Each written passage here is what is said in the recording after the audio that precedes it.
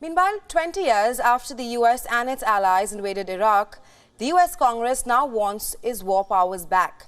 The US lawmakers have signaled support for a bipartisan bill in the Senate that would repeal the president's powers to authorize wars. If the bill is passed, it would end two previous authorizations for use of military force. That is one from 1991 Gulf War and one passed in 2002 before the invasion of Iraq. Some critics say that the 2002 authorization is a case of misuse of powers by the president. The 2002 authorization was originally passed when the then U.S. President George W. Bush administration prepared to invade Iraq. Reports further suggest that historically, presidents who have authorized wars, they have benefited in their second run for the White House, which also right now raises questions on the timing of this new bill that was introduced by the Republicans. As Ukraine struggles to protect itself against Russia, there is also growing pressure on the U.S. President Joe Biden to make a military intervention.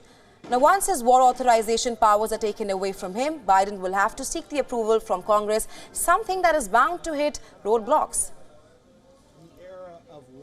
For more on this, our correspondent Susan Tehrani has sent us this report from New York. Take a look.